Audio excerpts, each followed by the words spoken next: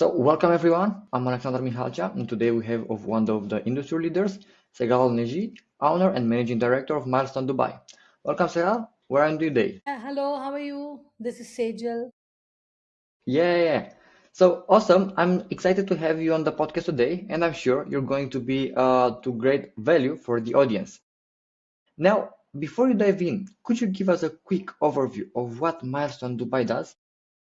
Milestone Dubai is a comprehensive design and build company, and we create our designs which are transformative for the client, and we create a complete design, and then from there we go down to making BOQs and turn around the design into reality. We provide interior fit outs, villa extensions, complete villa interiors, landscaping, swimming pools, and carpentry works. So the client is experiencing everything from the start of the project where they meet us, we design the space, we give them the quotation, which they get to review, we edit everything that they like, we transform their spaces from their vision to reality. Okay, that's fascinating. And what inspired you to create Milestone Dubai? Was there a specific moment or experience that sparked this journey? Well, this journey sparked very many years ago because it's been 22 years that I run Milestone Dubai in UAE. And my journey began with flowers, plants, and making artifacts from my home studio. And my first company was called Pure Joy. And I started that in the year 2000 when my son was just 14 months of age. And it was a homegrown industry. I used to work from my bedroom with five girls, and we manufactured almost 25,000 products in a day, I mean, in a year, and we sold it to the lifestyle stores in Mumbai. So we were supplying those artifacts. We took part in exhibitions. We worked with many bakers to design their flowers, sometimes wedding and events. And then I decided to move to London to accompany my husband. So I sold that company and moved to London with my husband. And from there, Okay, came back to Dubai and started Milestone Dubai. So, what sparked was a journey of creativity, something that I wanted to change in the lifestyle of a person. So, everybody comes home, every day you get up, and then you experience your home the way you do. So, what's that something so exciting about home? How does it make you feel when you come back home from work? What's so convenient? So, how comfortable you feel? So, I was very interested in spaces. And what I wanted to bring about is a transformation in how you experience a home.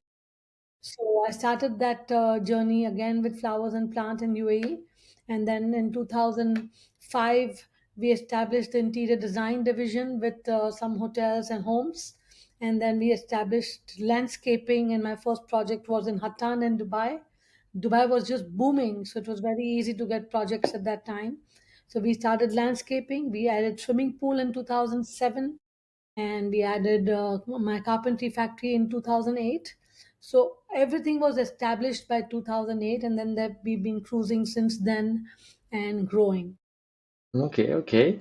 And also, could you share your upbringing in a creative on business-oriented family shaped your career path? Yes, so I was born to a very entrepreneurial family, and I lived at Marine Drive, right opposite the sea in Dubai, in Mumbai.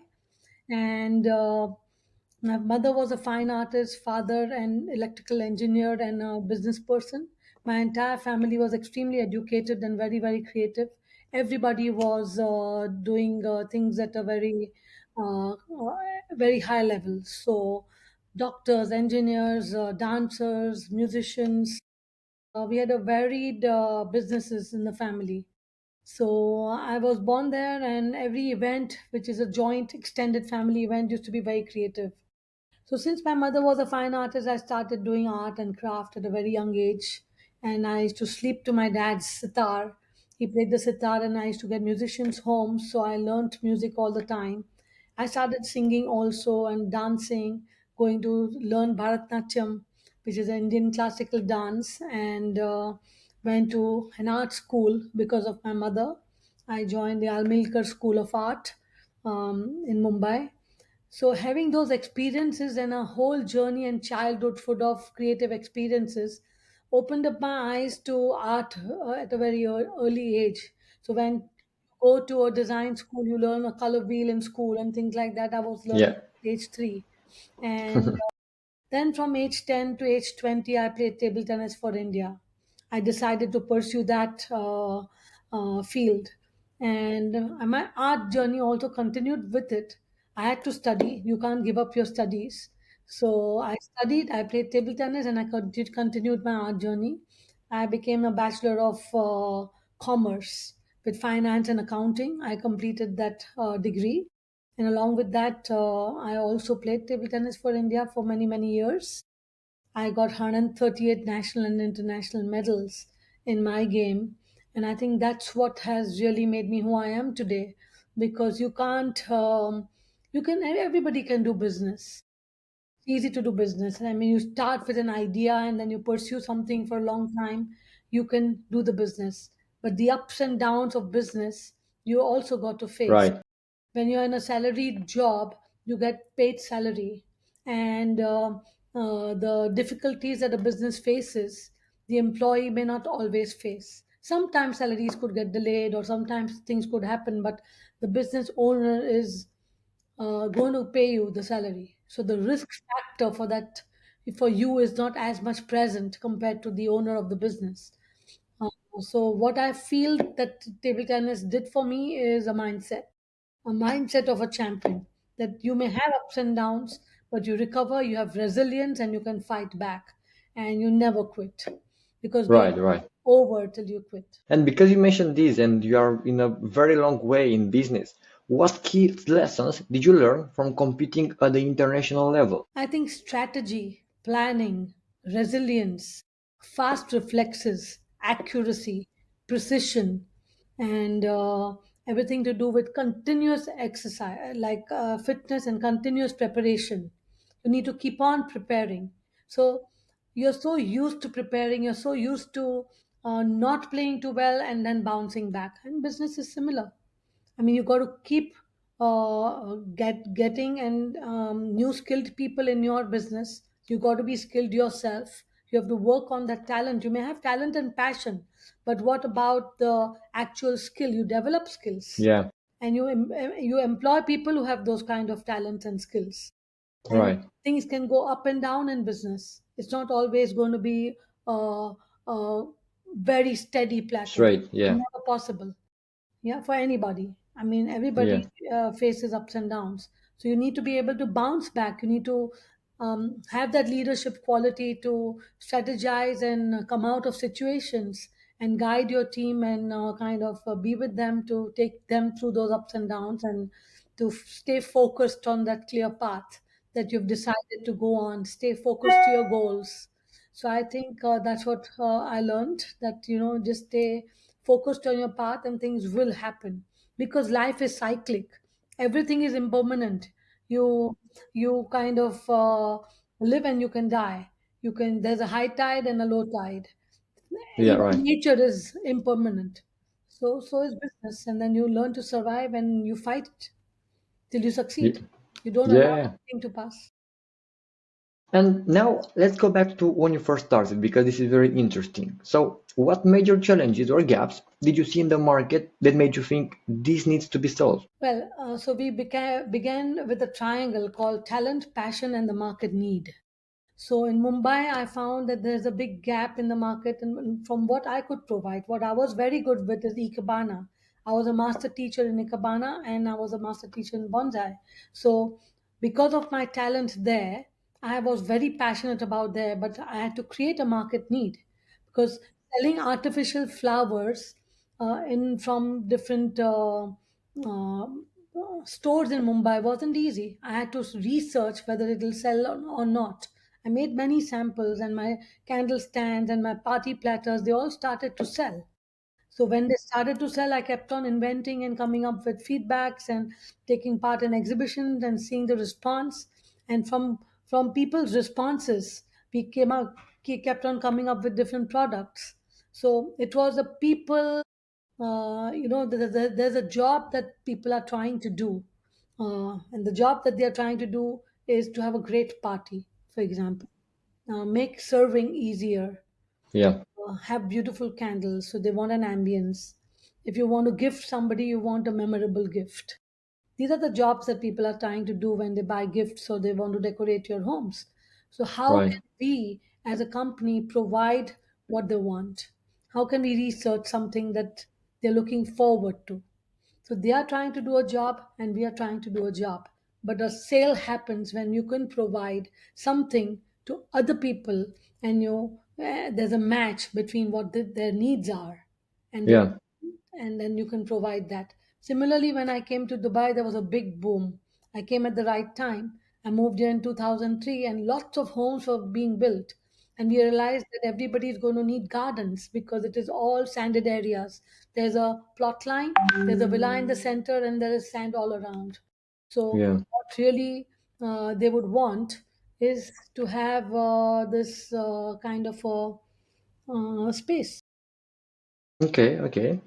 And it's very interesting. So, could you elaborate on why the existing solutions weren't meeting these needs at the beginning? There were many people providing what we were providing. So I can't say people were not finding options, but we started providing something which is a very innovative design.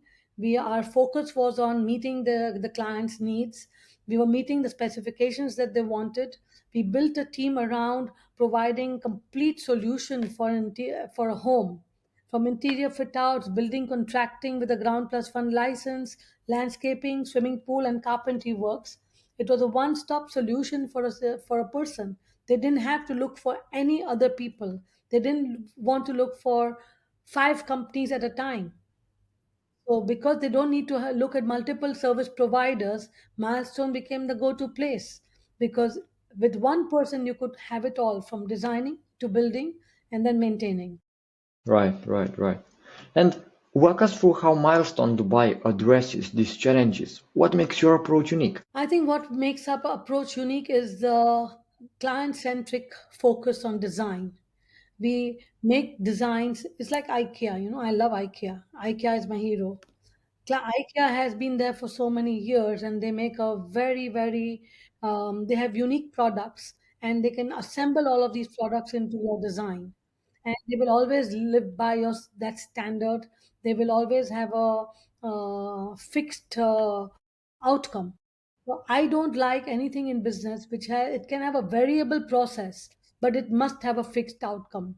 Any design that you design, it must have a fixed outcome that one can be guaranteed that this is how it's going to turn out.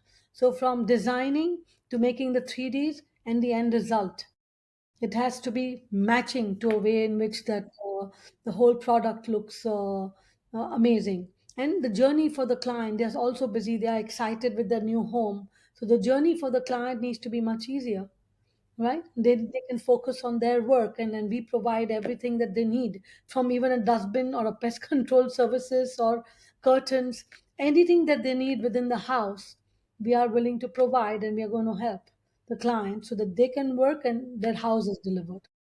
Okay, but for example, how does Milestone define luxury for its clients in Dubai? So luxury in Dubai, people are moving into very luxury homes. So they are buying the property, anything from 3 million dirhams to 100 million dirhams, and they are large properties. They could be two, three bedroom or seven, eight bedrooms. Now, does it mean that two, three bedroom people cannot have luxury? No, even a Right. one bedroom or a studio can have a luxury.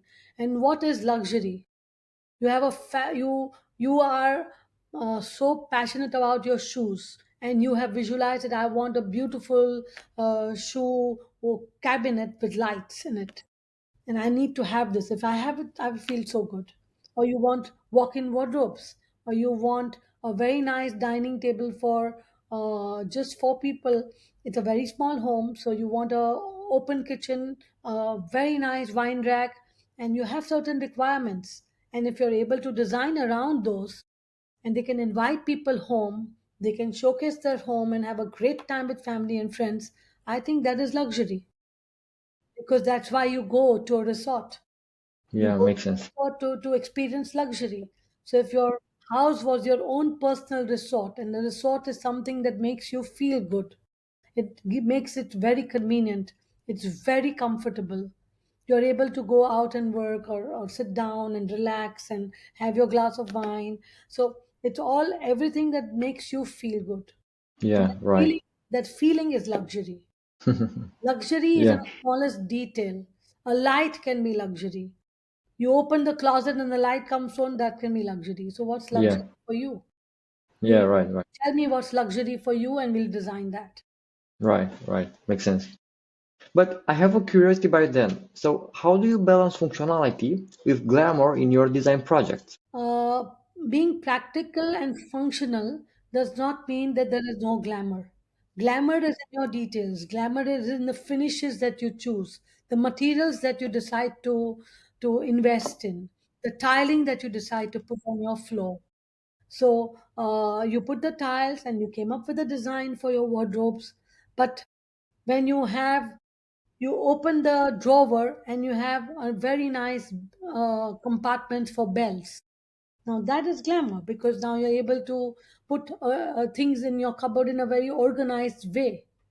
So Mhm. that would be glamour. When you Yeah, come home and you see a wow, a larger than life painting with a beautiful light on. So that is glamour because lighting effects take over. But at the same time, it's practical because when you enter, you're seeing that. yeah, So right. it is very easy to combine practical, functional spaces with glamour because glamour is always in the smallest of detail. The detail Right. needs to be something that a designer thinks through. They provide those minor inputs in within which that it starts to look good. So the difference between playing good and a champion is that last point. A Hmm. champion The can small serve, detail. yeah, the champion can serve an ace at 20 all or 10 all. You're so prepared that you can serve an ace in that time. You have the Right, nerve to express. So when you're right, right, right. experienced, when you're really good, then you can come up with such intricacies and details that will make a good design to a fabulous glamorous one. Yeah, yeah, yeah. And for example, what role does culture and tradition play in your design approach? I think culture and tradition is something very, very important to consider because Dubai or any place is a very, very cosmopolitan place with so many religions, cultures, people from different countries, and people have traveled and over here and they are living here. So it's very important part of business and recognizing those nuances about people. You're designing a Muslim house. Don't put faces and animals and pictures like that because they don't want that in that house. Yeah, Or don't showcase a bar because they don't drink. But for somebody else, they are Western culture and they want a bar. They want to invite people. So every culture is important. Every tradition is important. I'm an Indian. We celebrate Diwali, but we celebrate Christmas also. So how can I make my house uh, culture centric, tradition yeah, centric? And we can ask them that, oh, would you want a temple inside the house? How would you want your temple? How big do you want that? Or do you want, Mary on the wall? Or what is it that you want? How do you pray? How do you celebrate your festivals? How do you call people home? What's your lifestyle? So everything is design is created around your lifestyle, traditions, and culture because you can't take that away from your home. yeah. Interesting, interesting one. And for example, when you talk to potential clients, what's the biggest misconception they typically have about what you do? Well, the misconceptions, many of them have told me that, oh, I can't meet you because you seem to be very expensive. I think nobody is expensive or cheap. It's about the need of the person. So if the person is going to want to transform something, of course they have to pay for the transformation. And to think that somebody is expensive or out of reach would not be fair to think because you never even met me. So, talk about what your transformation needs are. Talk about what is it that you want to achieve. And money is a transactional part that we will fit into your budget things that you really Right. wanted to do. But if somebody has come to me for just designing a DJ rack, which is costing even just 10,000, I would still make it for them because it's something so interesting for them, Yeah, yeah. going to transform his life. So we are about not creating only home transformations, but also creating transformations for you and your life. Right, right. So it doesn't Okay. matter the budget, but it needs to be a transformative journey. It needs to take you from place A to place B because I came into your life and I designed it. Mhm. Right. And also, could you share a specific success story of a client who saw significant results using your solution? I think I've worked with 1,000 people by now and made more than 1,000 homes. But, there are many testimonials also that we received. But that's something that touches me the most is in the last 1 year I worked with Des Altrop. He's 84 years old and he has a wife who's going through a lot of dementia and she's 82 years old. They came from a very beautiful business back in England and he lived in large estates and he's got 4 children now. He's in the phase where he needs to give away things to his children and kind of lead a retired life. And he's come to Dubai to spend time with his family here and wanted to have a home. He came home to our show villa and he just liked it so much that he really wanted something so similar to that. And we've built his home. Today, he and his wife entertain. He's 84 years old. He's cooking there. He's inviting his family home. And he gave me such a beautiful testimonial saying that, now I have my personal resort and it just feels so nice to be in this home. Now I can look at maybe I will end my life when I stay here in Dubai. I'm very comfortable living here in Dubai. So it is affection like this. He still comes home to my house. I visit him. I'm doing his daughter's home. So I think it's a family connection, that Yeah. bond, that you don't forget each other after the job is over. You become a part of his family like a doctor. It's like being a general practitioner, right? Whoever is a doctor knows so much about you, and then he can treat you as and when you fall ill because Right. he knows your Right. history. So that's what I feel. The biggest job is something that I've done with him. That's impressive, honestly. And now, looking at the broader industry, what key trends are you seeing emerge? I think that neutral is always going to be the trend. Neutral, organic, playing with shapes and playing with textures. You see many bars and restaurants having like a stone facade. You Yeah. see these organic shaped tables which are seamless. They're not pointy. They're not like linear furniture always. So I think that's a current trend, and people play with colors. People play with very neutral shades and just white and grays and blacks. So I think trends come in just like fashion. If you see Elvis Presley wearing a bell bottom style trouser years back when he was singing those songs in the 60s and Yeah. 70s, and now you see those things back in trend, the Yeah. bootleg. Right. So I don't think and trends are also cyclic. So I think I don't like to follow too many trends. I think fashion or anything is about what makes you feel better, how your body takes the shape of that fashion. So similarly, how it takes the shape of your soul. You're going to live in it. You're going to entertain people. You're going to have a family life. You're going to have children there. You're going to make memories. So let that home be something that makes memories, something that Yeah. is so dear to you. Yeah. Right. I like you point every single time the emotional state from having a good house for you. Yeah, I can cry in any single movie. Every single movie I can cry. So I think I'm an emotional person, and I won't want to take away any kind of emotion from any interaction or any relationship, or may that be even making and building somebody's home. I think it's a Yeah. very That. important aspect of business. Yeah. That's interesting. And for example, how did you navigate the 2008 recessions and COVID-19 pandemic? Because you mentioned that you are in a long way on business side. I think 2008 it was very scary because a lot of people went away. I also had a bank loan at that time, and we were looking at how we can survive. We had to ask our top team to reduce their salaries. A lot of people also, we reshuffled the team from 110 and restructured it, and we started working with just 70 people. And we realized that we are producing the same amount of business. I mean, my turnover did not change really. Earlier there were 110 people, but we optimized and we were now 70 people. Because as I said, variable process, fixed result, right? So result is fixed, but the process can change. How you do things can change.